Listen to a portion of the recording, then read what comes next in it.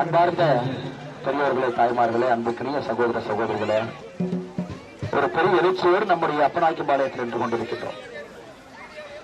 கிராமத்திலேங்க 2 மணி நேரம் தாமதமாக வந்தாலும் கூட தாய்மார்கள், சகோதரிகள், குழந்தைகள் எல்லோரும் தார்சாலையில் நின்று கொண்டிருக்கிறோம். காரணம் எல்லோருக்கும் தெரியும், நாம் ஒரு வரலாற்றில் இடம் பிடித்துக் கொண்டிருக்கின்றோம். கோயம்புத்தூர் பாராளுமன்ற தொகுதியினுடைய தேர்தல் பிரச்சாரமாக இருக்கட்டும், பாரத பிரதமர் நரேந்திர மோடி அவர்கள் 2024 நாடாளுமன்ற தேர்தலில் 3வது முறையாக ஆட்சி அமைப்பதாக இருக்கட்டும், இந்த வரலாற்று சிறப்புமிக்க தேர்தலில் நாம் பங்கெடுத்துக் கொண்டிருக்கின்றோம். அருமை சகோதர சகோதரிகளே, பெரியவர்களே, தாய்மார்களே, நாடாளுமன்ற தேர்தல் பேரே எப்படி இருக்குது பாருங்க, அற்புதமா. நாடாளுமன்றம், நாட்டை ஆளக்கூடிய மன்றம், நாடாளுமன்றம். இந்த தேர்தல் வந்து உள்ளாட்சி தேர்தல் கிடையாது. இந்த தேர்தல் எம்எல்ஏ எலெக்ஷன் இல்லைங்க. இந்த தேர்தல் யார் முதலமைச்சராக வர்றாங்க அந்த தேர்தல் கிடையாது. இந்த தேர்தல் யார் பிரதமராக வருகின்றார்கள் என்பதற்கான தேர்தல். பிரதமரா யார் வரும்? இன்னைக்கு ஒரு பஞ்சாயத்து தலைவராக இருந்தாலும் கூட நம்ம ஒரு 10 கேள்வி கேட்கிறோம். ஆனா நல்லவரா, ஓட்டு போடலாமா, உள்ளூர்காரரா, காலைல 6 மணிக்கு போன இருப்பாரா, கட்சி பேதமெல்லாம் தாண்டி நமக்கு சேவை செய்வாரா? ஒரு பிரதமரை தேர்வு செய்யும் பொழுது எத்தனை கேள்விகள் நீங்கள் கேட்க வேண்டும் தாய்மார்களே, சகோதரிகள், எத்தனை கேள்விகளை கேட்கணும்? இந்த நாட்டை நிர்வாகம் செய்யக்கூடிய திறமை இருக்கா? ஏழை மக்கள் நல்லா பார்த்துக்குவாங்களா? தொழில்துறை இருக்கவங்களை கவனிச்சுக்குவாங்களா? விவசாய பெருமக்களோடு கூட நிற்பாங்களா? ஒரு பக்கம் சைனா, ஒரு பக்கம் பாகிஸ்தான் இருக்கு. 2 பேரும் சேர்ந்து போர் தொடுத்தால் சமாளிக்கக்கூடிய திறன் அவங்களுக்கு இருக்கா? இல்ல கொரோனா மாதிரி ஏதாச்சும் ஒரு பேரிடர் வந்துருச்சு, 100 ஆண்டுகளுக்கு ஒரு முறை வந்துருச்சுன்னா நம்ம உயிரை காப்பாத்திடுவாரா? இந்த கேள்வி எல்லாம் கேட்கணுமா இல்லைங்களா? ஒரு பிரதமர் என்றால் இத்தனை கேள்விகள் கேட்டு நாம் சமாதானமான பிறகுதான் அந்த பிரதமர் யார் என்பதை நாம் தீர்மானிக்க போகின்றோம். அருமை சகோதர சகோதரர்களே, நாளைக்கு பிரச்சாரம் முடிய போதுங்க. நாளைக்கு 6 மணிக்கு பிரச்சாரம் முடிந்துவிடும். 2 நாட்கள் கழித்து நீங்க எல்லாம் வாக்கு செலுத்த போறீங்க. ஆனா இந்தி கூட்டணி இதுவரை தன்னுடைய பிரதம மந்திரி வேட்பாளர் யார் என்று இதுவரை சொல்லவில்லை. அன்பு சகோதர சகோதரர்கள், தெரியாதவங்களுக்கு. கேரளாவுக்கு போனீங்கன்னா ராகுல் காந்தி எதிர்த்து கம்யூனிஸ்ட் கட்சி போட்டி போடும். தமிழ்நாட்டுக்குள்ள வந்தா காங்கிரசும் கம்யூனிஸ்டும் நண்பர்கள்.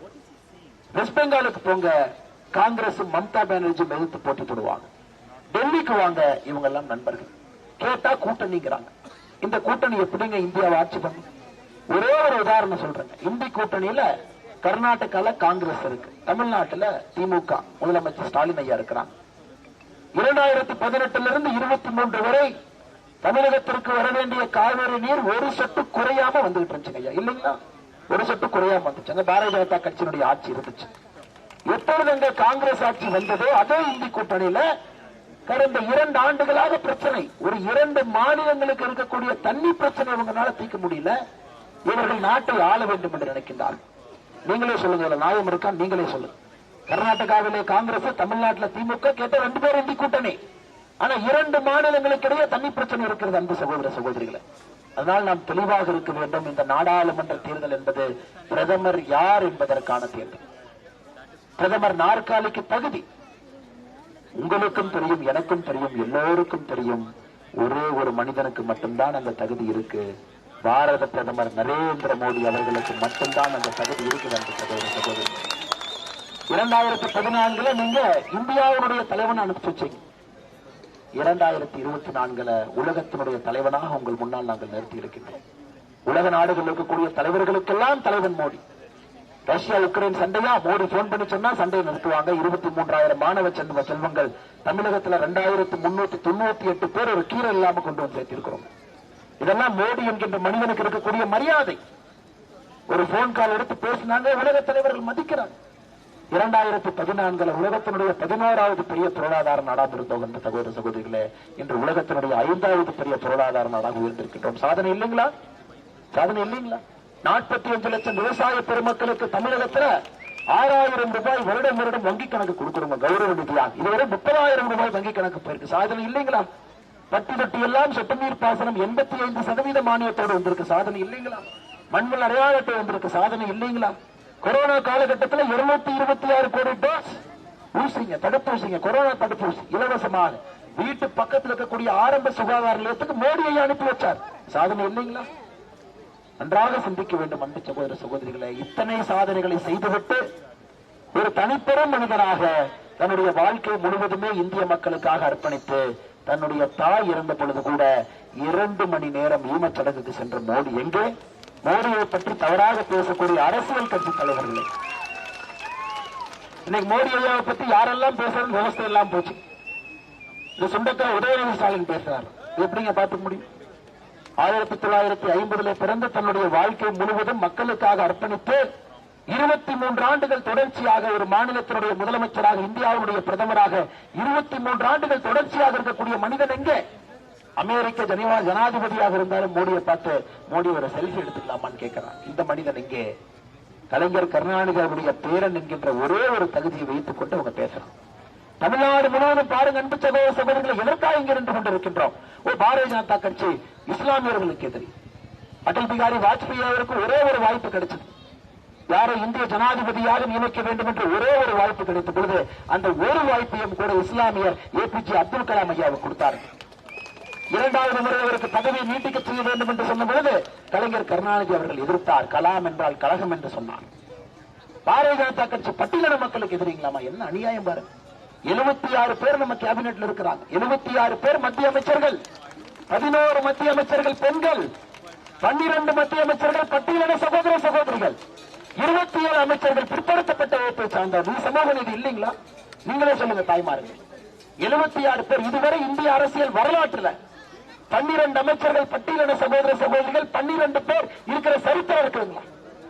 காங்கிரஸ் இத்தனை காண்டமாக ஆண்டாக கொடுத்தாங்களா? திராவிட முன்னேற்ற கழகம் தயாநிதி மாறன் அமைச்சராக்கு, அழகிரி அமைச்சராக்கு, இவங்கள் அமைச்சராக்கு, கனிமொழி அமைச்சராக்கு. ஆனால் நாங்கள் பட்டியலின சகோதர சகோதரிகளை அமைச்சராக்கி அழகு பார்த்துக் கொண்டிருக்கின்றோம். அது பாரதிய ஜனதா கட்சியுடைய சமூக நீதி. அருமை சகோதர சகோதரிகளே, மோடி அவர்களுக்கு 2 முறை வாய்ப்பு கிடைச்சதுங்க. இந்திய ஜனாதிபதி யாரை கொடுக்க வேண்டும் என்று 2 முறை வாய்ப்பு கிடைத்தது. முதல் வாய்ப்பு பட்டியலின சகோதரர் ராம்நாத் கோவிந்த் அவர்களுக்கு முதல் வாய்ப்பை கொடுத்து ஜனாதிபதியாக அமர வைத்தார். இரண்டாவது வாய்ப்பு பழங்குடியின சகோதரி திரௌபதி முர்மு அவர்களை அமர வைத்த அளவு பார்த்தோம். இது சமூக நீதி இல்லைங்களா தாய்மார்களே? இன்னைக்கு இவங்க எல்லாம் உதயநிதி ஸ்டாலின் வந்து பேசுறார். என்ன தகுதி இருக்குதுங்க அந்த குடும்பத்திலே? 3வது தலைமுறை அரசியல்வாதி என்கின்ற தகுதி. அதை தவிர என்னங்க தகுதி இருக்கு? இங்க இருக்கக்கூடிய நாம் எல்லோரும் கஷ்டப்பட்டு தகுதியோடு நின்று கொண்டிருக்கின்றோம். கூலி வேலை செய்தாலும் கூட கூலி வேலை செய்து சம்பாதித்து சாப்பிட்டு விட்டு நின்று இருக்கிறோம். அந்த கூட்டத்தில் விவசாயம் செஞ்சாலும் விவசாயம் செஞ்சு சம்பாதி சாப்பிட்டு இருக்கிறோம். 4 காசு சம்பாதிச்சாலும் கூட உழைத்து சம்பாதித்து நிற்கின்றோம். திமுக குடும்பத்தில் உழைச்சி சாப்பிட்டு யாராச்சும் பார்த்திருக்கிறீங்களா? கலைஞர் கருணாநிதி அவர்களுக்கு பிறகு MK ஸ்டாலின் நீங்க பாத்தீங்களா? இல்ல உதயநிதி ஸ்டாலின் உழைச்சி சாப்பிடுறாருங்களா? பணம் எங்கிருந்து வருது? இவர்கள் நமக்கு சொல்லுகின்றார்கள் பாரதிய ஜனதா கட்சிக்கு சமூக நீதி பாடம் எடுக்கிறாங்க. இதை விட வெட்கக்கேடான அரசியல் நான் பார்த்ததே இல்லை. அருமை சகோதர சகோதரிகளை, பெரியவர்களை, தாய்மார்கள், நாங்கள் இங்கே நிற்பது ஒரு ஏழை தாயும் கூட மத்திய அரசுடைய திட்டம் வர வேண்டும் என்பதற்காக நின்று கொண்டிருக்கின்றோம். உங்கள் வீட்டு பிள்ளை அன்பு தம்பி அண்ணாமலை ஏங்க அந்த தேர்தலில் போட்டி போடுறோம். இப்பதான் 234 தொகுதி போயிட்டு வந்தங்கம்மா, நடந்து போயிட்டு வந்த 8 மாசம் ஆச்சு. வீட்டில இருந்து ஜூலை 28ஆம் தேதி கிளம்பின, பிப்ரவரி 27ஆம் தேதி பல்லடத்தில் முடிச்சு ஒழுக்கமா போனேன். இந்த மண்ணிலே ஒரு அரசியல் மாற்றத்தை கொண்டு வர வேண்டும் என்பதற்காக நடந்து. இப்ப இல்லை என்றால் தமிழகத்தில் எப்பொழுதுமே அரசியல் மாற்றம் முடிச்சோன்னே இப்ப தேர்தல் நிக்கிறீங்க எதுக்குங்கம்மா? மோடி அவர்கள் 3வது முறை இருக்கும் பொழுது அவரை பயன்படுத்தி நம்ம ஊரை வளர்க்கவில்லை என்றால் எப்பங்கம்மா வளரப்போகுது? எப்பங்கம்மா வளரப்போகுது? ஆனமலை நல்லாறு திட்டம் 1958 இருந்து பெஞ்சு தேய்ச்சிட்டு இருக்கிறாங்க மாநிலம். அதனால்தான் நான் வாக்குறுதியாக உறுதிமொழியாக உங்களுக்கு கொடுத்திருக்கின்றேன். அதை நிறைவேற்றி காட்டுகின்ற ஆனமலை நல்லாறு திட்டத்தை நிறைவேற்றி காட்டுகின்றோம். தண்ணியை கொண்டு வரும். நொய்யல் நதிக்கு 970 கோடி ரூபாய் கொடுத்திருக்கிறோம்.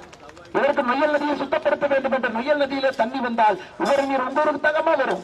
அதற்கு 970 கோடி ரூபாய் கொடுத்திருக்கிறோம். இதெல்லாம் மாநில அரசு சிந்திக்கிறாங்களா? மாநில அரசு சிந்திக்கிறாங்களா? நாம மக்களுக்கு கொடுக்காத பணமா? திராவிட முன்னேற்ற கழகம் சொல்றாங்க நாங்க 1000 ரூபாய் கொடுத்திருக்கிறோம். யாரு கொடுத்தாங்க? 30% பெண்களுக்கு 1000 ரூபாய் கொடுத்தாங்க. இப்ப நான் சொல்றேங்கம்மா, நீங்க கேளுங்க. 45 லட்சம் விவசாயிகளுக்கு 6000 ரூபாய் வருஷத்துக்கு கொடுக்கிறோங்கம்மா. LPG சிலிண்டர் யாரு வச்சிருக்கிறீங்களோ ஒரு சிலிண்டருக்கு 300 ரூபாய் மானியம் கொடுக்கிறோங்கம்மா. மோடி வீடு தமிழகத்தில் மட்டுமே இந்தியாவிலே 4 கோடி, ஒரு வீட்டுக்கு 2,63,000 ரூபாய் பணம் கொடுக்கிறோங்கம்மா. 2 லட்சம் கோடி ரூபாய் தமிழகத்திற்கு முத்ரா நிதி கொடுத்திருக்கிறோங்கம்மா. தாய்மார்களே, உங்களுக்கு தெரியும் 5 கிலோ அரிசி, 1 கிலோ பருப்பு 80 கோடி இந்தியர்களுக்கு கொரோனா காலகட்டத்திலிருந்து தொடர்ச்சியாக கொடுக்கிறோம். இன்னும் 5 ஆண்டுகளுக்கு கொடுக்க போறோம். விவசாய பெருமக்கள் விவசாயம் பண்றீங்க. ஒரு லிட்டர் யூரியா, ஒரு யூரியா மூட்டை எவ்வளவு? 45 கிலோ 262 ரூபாய்க்கு நீங்க வாங்குறீங்க கடையில. அவருடைய அடக்க விலை என்னங்கன்னா 3100 ரூபாய் உக்ரைன்ல இருந்து வருதுங்க, ரஷ்யால இருந்து வருது பொட்டாஷ். யூரியா ஒரு 45 கிலோ மூட்டை 3100 ரூபாய் மூட்டைங்க, 262 ரூபாய் கொடுக்கிறோம். ஒரு மூட்டைக்கான மானியம் மட்டுமே 2800 ரூபாய். ஒரு ஹெக்டர்ல நம்ம யூரியா போட்டு விவசாயம் பண்றீங்கன்னா உங்களுக்கு கிடைக்கக்கூடிய யூரியா மானியம் மட்டுமே 8900 ரூபாய்ங்க. இந்த கணக்கில் எங்கேங்க கணக்கு போடுறது? இதை நாங்கள் எங்கேயும் பெருமை பீத்திக் கொள்ளவில்லை. இது உங்கள் பணம், திரும்ப உங்களுக்கு கொடுக்கிறோம். உங்கள் பணம். மோடியை எல்லா பணத்தையும் அக்கௌண்ட்ல அனுப்பிச்சிருவாங்க. எங்கேயுமே கட்சிக்காரங்களை விடமாட்டாங்கம்மா, எல்லா அக்கௌண்ட்ல போட்டுருவாங்க. 100 நாள் வேலை வாய்ப்பு திட்டம் 60,000 கோடி சம்பளம் கொடுத்துருக்கோங்கம்மா. 10 ஆண்டுகள்ல 60,000 கோடி சம்பளம் கொடுத்துருக்கோம். 2014 ஒரு நாள் 100 நாள் வேலை வாய்ப்பு சம்பளம் 124 ரூபாய். இன்னைக்கு 100 நாள் வேலை வாய்ப்பு சம்பளம் போன வாரம் 284 ரூபாய். மோடியை உயர்த்தி 319 ரூபாய் உயர்த்திருக்கிறோங்கம்மா. ஒரு வாரத்துக்கு முன்பு 284 இருந்து 319. எங்கேயாவது பாரதிய ஜனதா கட்சிக்காரங்க யாராச்சும் வந்து உங்க வீட்டுக்கு வெளியே செல்ஃபி எடுத்து இது நாங்க தான் கொடுத்தோம், இது எங்க பணம், இது உங்க பணங்கம்மா, நீங்க உழைச்சு சம்பாதிக்கிறீங்க, உங்க பணத்தை உங்க வங்கி கணக்குல மோடி ஐயா போட்டுடுறாரு. பாரதிய ஜனதா கட்சி எப்பொழுதும் வந்து பெருமை தீர்த்தக்கூடிய கட்சி கிடையாது. நாங்க இவ்வளவு கொடுத்தோம், லட்சம் கொடுத்தோம், 1000 கொடுத்தோம், 2000 கொடுத்தோம். உங்க பணம் அது. உங்க பணத்தை வைத்து எப்பொழுதும் அரசியல் செய்ய மாட்டேன். அது உங்களுடைய உரிமை, உங்களுடைய வங்கி கணக்குக்கு அது வருது. இவன் 1000 ரூபாய் கொடுத்து இவன் பேசுற பேச்சு இருக்கிறேன். துரைமுருகனுடைய பையன் பேசுறாரு, வெள்ளூருடைய பாராளுமன்ற வேட்பாளர். தமிழ்நாட்டில் பெண்கள் எல்லாம் பல இருக்காங்களாம். பழைய சிறப்பெடுத்து எந்த பெண்மணி அங்க அடிக்கல, எல்லாம் அமைதியா இருந்தாங்க. எனக்கே பல இருக்காங்களா? இவங்க கொடுக்குற 1000 ரூபாய் நம்ம ஃபேரன் லவ்லி வாங்கி போட்டுக்கிட்டோமா? இதெல்லாம் கேட்டீங்களா டிவியில? அரசு பேருந்தில் ஏறிட்டீங்கன்னா பொன்முடி சொல்றாரு, ஓசியில தான் போனேன், ஓசியில தான் போனேன், ஓசியில தான் போனேன். என்னங்க சமூக நீதி? என்னங்க சமூகம்? இதை விட ஒரு தாய்மாரை ஒரு கட்சி கேவலப்படுத்த முடியுமா? நான் உங்க முன்னாடி முறையிடுறேங்க. மோடி ஐயாவின் முன்பு நான் மோடி ஐயா பக்கத்துல பல டைம் நின்றுக்கிறேங்க. ஒரு தாய்மார் காலில் விழுந்த ஒரு கோபம் வந்துடும். அவர் தாய்மார் காலில் விழுவார். ஒரு தாய்மாரை மோடி அவர்கள் மடிக்கக்கூடிய மாண்பு அது. எந்த பெண்ணும் கூட, எந்த தாய்மாரும் கூட, எந்த வயதாக இருந்தாலும் கூட மோடி ஐயா காலிலே விடுவதற்கு அனுமதி கொடுக்க மாட்டாங்க. அவரு போய் காலில் விடுவார். அது மோடி.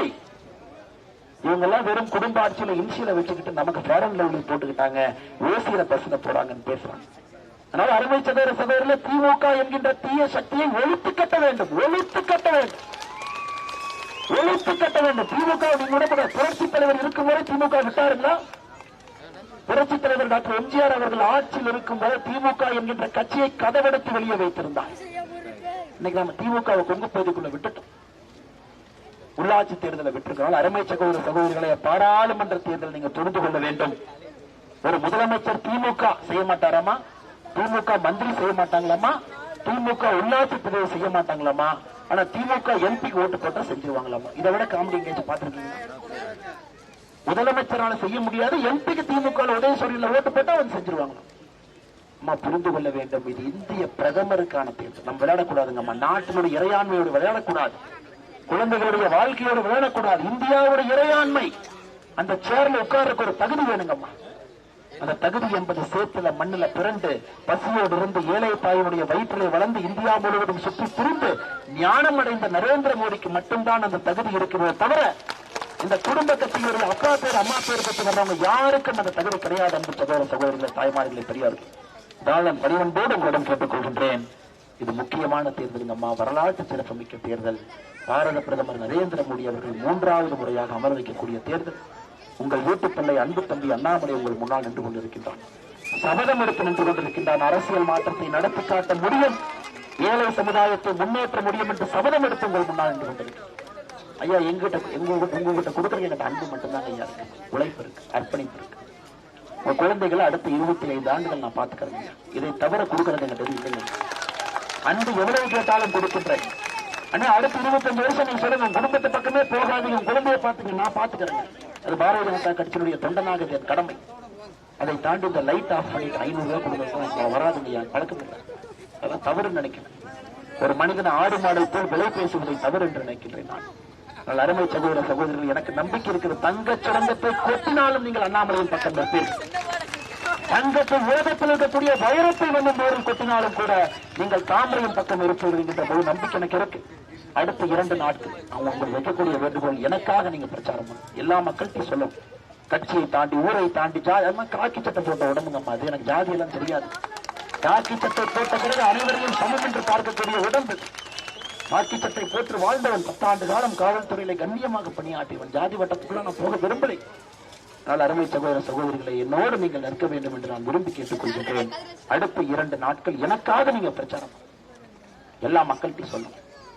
எல்லாரும் ஓட்டு போடுங்க ஐயா, 100% ஓட்டு போடுங்க ஐயா. நல்ல மனிதனுக்கு ஓட்டு போடுறீங்க, தப்பு பண்ணி உங்களால் நிக்கலீங்க ஐயா. நல்ல மனிதனாக நிற்கின்றேன் நான். 38 ஆண்டுகளினுடைய வாழ்க்கையை கம்பீரமாக கண்ணியமாக வாழ்ந்திருக்கு. எங்கேயும் ஒரு கரும்புள்ளி வைக்கும் அளவுக்கு சொல்லும் அளவுக்கு என்னுடைய வாழ்க்கை வாழவில்லை. அதனால் நீங்க எனக்கு ஓட்டு போடுறீங்கன்னா பெருமையா காலரை தூக்கிட்டு ஓட்டு போடுங்க ஐயா. எந்த தப்பும் இல்ல, ஊழல் பண்ணல. கஞ்சா காசை கொண்டு வந்து 500 ரூபாய் பணம் கொடுக்கலீங்க ஐயா. இன்னொருத்தருடைய பணத்தை திருடி வந்து ஓட்டுக்கு நான் பணம் கொடுக்கல. நேர்மையாக உங்கள் முன்னால் நின்று கொண்டிருக்கின்றேன். அரசியலை மாற்ற முடியும் என்று நிற்கின்றேன். எனக்கு நீங்கள் போடக்கூடிய ஓட்டு கம்பீரமா போடுங்க, காலரை தூக்கிட்டு போடுங்க ஐயா. யாருக்கும் பயப்படாம போடுங்க. இப்போ அரசியல் மாற்றம் வரவில்லை என்றால் எப்போ வராது. அன்பு சகோதர சகோதரிகளை மறந்து விடாதீர்கள். நமக்கான காலம், சாமானிய மக்களுக்கான காலம், விவசாயிகளுக்கான காலம்.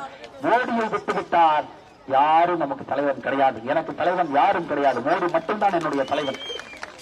நம் மோடியை போல் இன்னொரு தலைவன் வர வேண்டும் என்றால் இன்னும் 500 ஆண்டுகள் காத்திருக்க வேண்டும். அதனால மோடியை கெட்டியா பிடிச்சுக்கோங்க ஐயா, கெட்டியா பிடிச்சு. 5 வருஷம் மோடி இருப்பார் ஆட்சியில், கெட்டியா பிடிச்சு. எத்தனை வீடு வேணுங்க ஐயா? நான் வாங்கிட்டு வரேன் மோடி வீடு. விவசாயிகளுக்கு எவ்வளவு பணம் வேணும்? 1000 கோடி நான் வாங்கிட்டு வரேன். உங்களுக்கு தார் சாலை, ஆரம்ப சுகாதார நிலையம், வீடு வேணும், அது வேணும். அது என்னை நம்பி விடுங்கள். நான் மோடி ஐயாட்ட பேசி அதை வாங்கி கொண்டு வருகின்றது என்னுடைய வேலைங்க ஐயா. அதனால் அருமை சகோதர சகோதரிகளை, நீங்கள் எல்லோரும் தாமரையின் பக்கம் இருக்க வேண்டும். உங்களுடைய முழு ஆதரவும் கூட தாமரை சின்னத்திற்கு இருக்க வேண்டும். உங்கள் வீட்டு பிள்ளை அண்ணாமலைக்கு இருக்க வேண்டும். உங்கள் பேரன் அண்ணாமலைக்கு இருக்க வேண்டும். உங்கள் பையன் அண்ணாமலைக்கு இருக்க வேண்டும். நான் ஜாதி மதத்தை எல்லாம் தாண்டியவன். அதனால்தான் உங்கள் வீட்டு பிள்ளை என்கின்ற வார்த்தையை பயன்படுத்துகின்றேன். என்னோடு நீங்கள் இருக்க வேண்டும். இன்னைக்கு இல்லைங்க, அடுத்து 25 வருஷம் கூட நீங்க இருக்கும். அப்படியே மாத்திரலாங்க ஐயா. குழந்தை எல்லாத்தையும் வேற இடத்துக்கு கொண்டு போயிடலாங்க ஐயா. அதனால் அருமை சகோதர சகோதரிகளை 2 மணி நேரம் காத்திருப்பதற்காக நன்றி தெரிவித்து, என்னோடு இருக்கக்கூடிய எல்லா தலைவருக்கும் நன்றி தெரிவித்து, இனாம் நிலம் பட்டாக்கள் இருக்கு, HRNC வந்து தன்னுடைய வசத்திற்கு எடுக்க பார்க்கிறாங்க. இதை நான் எதிர்க்கின்றேன். HRNC வந்து இனாம் நிலத்தை எடுப்பதை நான் எதிர்க்கின்றேன். காரணம், இன்னைக்கு வந்து நோட்டீஸ் கொடுக்க கூடாதுங்க. 150 ஆண்டுகளாக பாட்டியப்பட்ட பூமி. அதனால உங்களோட நான் எதிர்க்கின்றேன். வக்ஃப் போர்டு பண்ணாலும் எதிர்ப்பேங்க, வக்ஃப் போர்டு பண்ணாலும் எதிர்ப்பேன், HRNC பண்ணாலும் எதிர்ப்பேன். உங்களோடு நான் இருக்கின்றேன் என்று சொல்லி, இது எவ்வளவு பெரிய போராட்டம் செய்வதற்கும் நான் தயார். வந்திருக்கக்கூடிய அருமை சகோதரர்களுக்கு, நண்பர்களுக்கு எல்லாம் நன்றி தெரிவித்து, இருக்கக்கூடிய அற்புதமான களப்பணியாற்றக்கூடிய இளைஞர்கள் நன்றி தெரிவித்து, கூட்டணி கட்சியினுடைய எல்லா தலைவர்களுக்கு நாங்கள் நன்றி தெரிவித்து, மறந்து விடாதீர்கள், மறந்தும் இருந்து விடாதீர்கள். நம்முடைய வெற்றி சின்னம் தாமரை என்பதை மறந்து விடாதீர்கள். 19ஆம் தேதி காலையில 7 மணிக்கு நீங்க போய் ஓட்டு போடணுங்க ஐயா. நேர்மையின் பக்கம் நிக்கணும். மாற்றத்திற்கான ஓட்டு, மோடி ஐயாவுக்கான ஓட்டு நீங்கள் நிச்சயமாக செய்வீர்கள் என்பது நம்பிக்கை இருக்கு. எல்லோருக்கும் நன்றி தெரிவித்துக் கொள்கிறேன். நன்றி, வணக்கம். பாரத் மாதா.